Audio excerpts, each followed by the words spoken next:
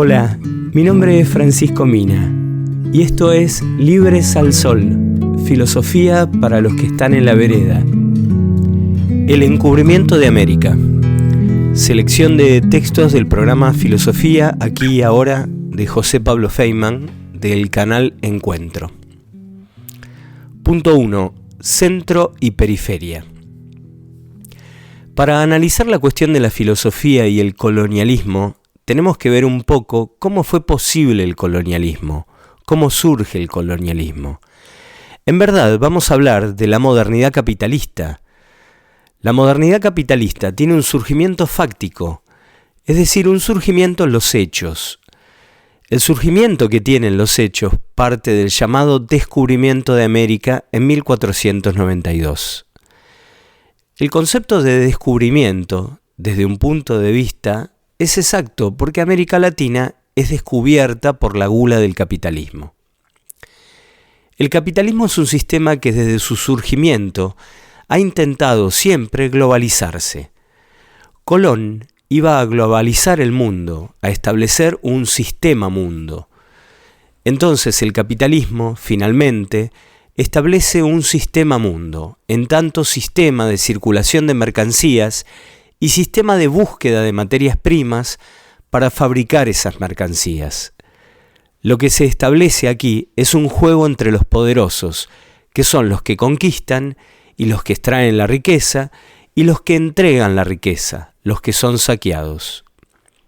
Hemos llamado desde hace mucho tiempo a los poderosos el centro, los que habitan la centralidad, y a los continentes que han sido saqueados por la voracidad del capitalismo europeo, la periferia, la marginalidad o la subalternidad. Fernández Retamar, un pensador cubano, habla de los países del centro del mundo como países subdesarrollantes. O sea que habría países subdesarrollados y países subdesarrollantes. No estamos planteando aquí ninguna teoría del monstruo externo, ni de la inocencia total de los países que han sido saqueados.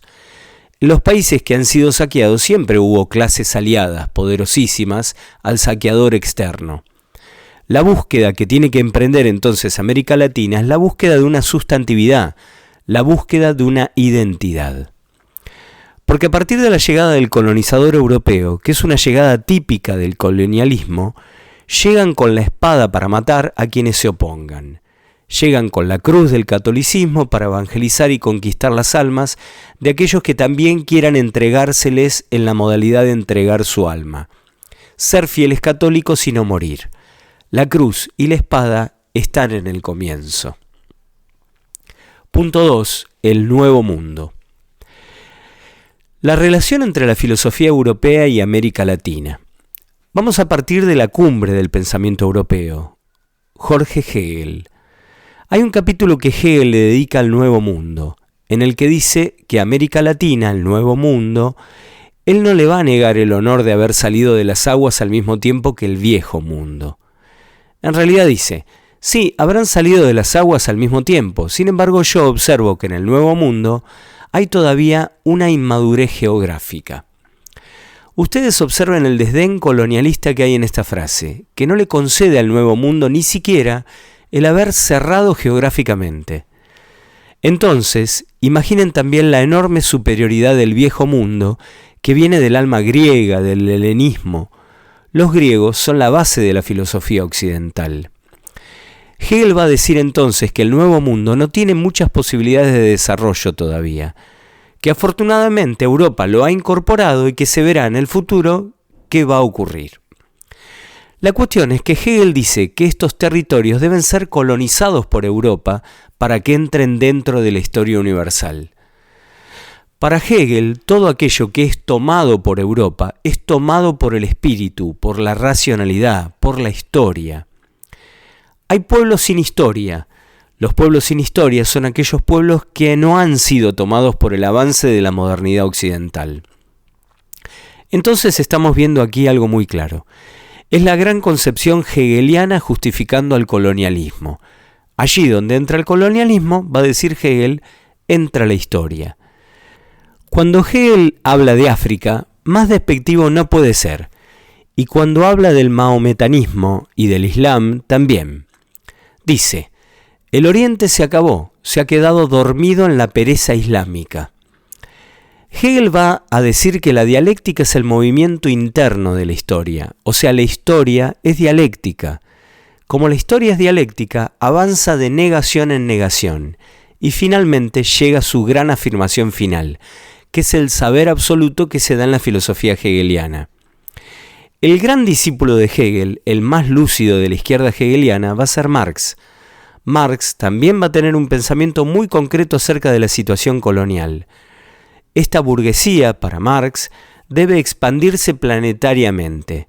Allí donde entra la burguesía capitalista, entra el progreso, va a decir Marx. Incluso Engels tiene un texto que dice, en buena hora, Estados Unidos ha conquistado a México, porque al conquistarlo va a instaurar ahí las modernas relaciones de producción capitalista.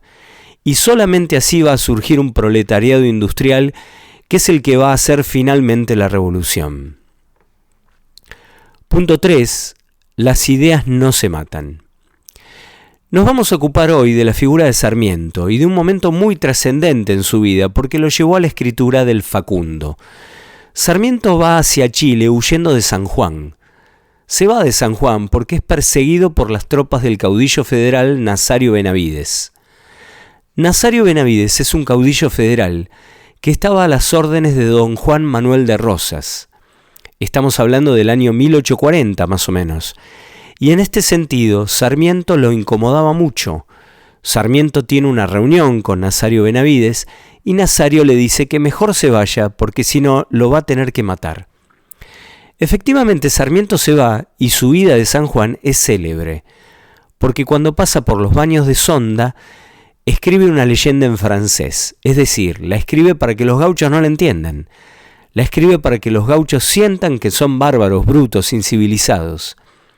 Esta leyenda, que está dirigida a los gauchos, a la vez está dirigida en francés para que no la entiendan. Sarmiento escribe, las ideas no se matan.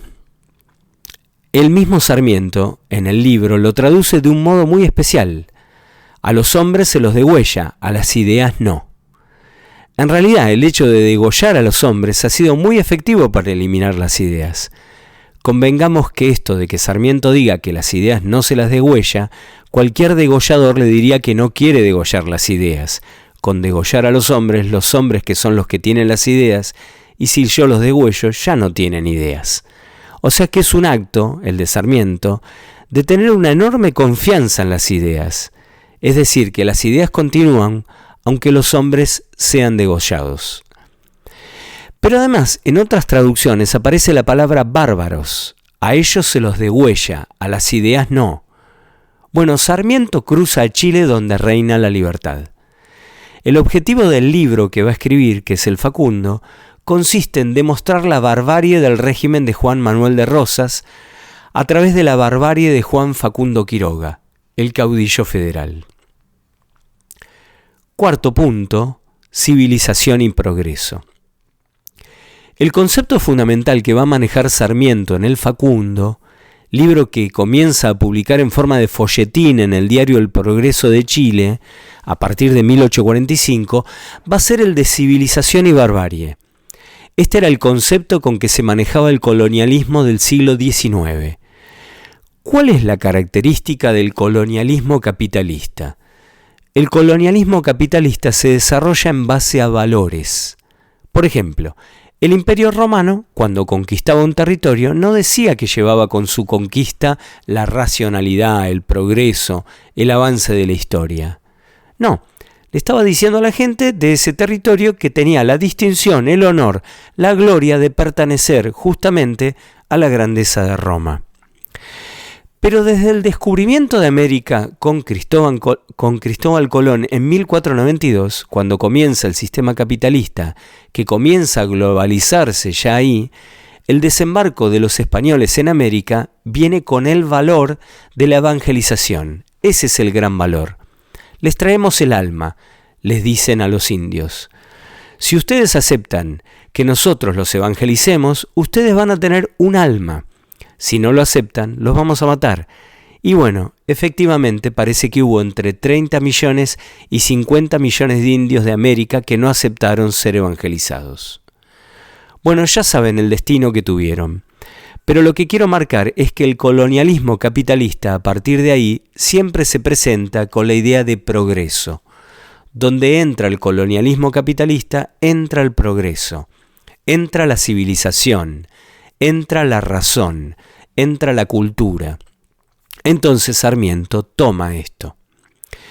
Lo excepcional que tiene el Facundo de Sarmiento es que se trata de un libro con la ideología del conquistador, pero escrito por un hombre de la élite del país colonizado. La cuestión es que lo que se desarrolla es la civilización occidental. La civilización occidental tiene que ocupar el mundo, porque al ocupar el mundo lo civiliza, lo hace entrar en la senda del progreso, de la cultura. Entonces lo que hace Sarmiento es incorporar este concepto de civilización. Donde entra Europa, entra la civilización. Nosotros, los hombres de Buenos Aires, los hombres cultos, los hombres que nos hemos formado con las ideas europeas, somos la civilización. Los hombres del interior, los gauchos, los hombres de las campañas, los hombres que no conocen las ideas europeas, son la barbarie. ¿Qué es la barbarie? La barbarie es lo otro. La barbarie es lo inintegrable por la civilización. El antagonismo civilización y barbarie nunca se resuelve en la historia argentina. Está planteado por Sarmiento en el Facundo y no se resuelve más. Hoy no está resuelto. Hoy la opulenta ciudad de Buenos Aires es la que se asume como la civilización y todo el conurbano es lo que es considerado barbárico. Porque a la civilización occidental cada vez tiene que levantar más muros para seguir manteniéndose. Cayó el muro de Berlín, pero se levantaron montones de muros. Estos muros son los que levantan los civilizados para que los bárbaros no entren en los dominios de la civilización. El libro de Sarmiento se llama Civilización y Barbarie, o sea, dos conceptos totalmente antinómicos. Una cosa es la civilización, que es la cultura, es la racionalidad, son las ideas, es el progreso, es eso que se llama el tren del progreso. Y otra cosa es la barbarie, que es la campaña, que es el atraso, que son las viejas costumbres del federalismo precapitalista. Esto incluso lo va a decir el propio Marx. Y a la barbarie hay que combatirla, hay que liquidarla y hay que derrotarla. No hay comprensión con la barbarie, no hay arreglo posible con la barbarie del siglo XIX.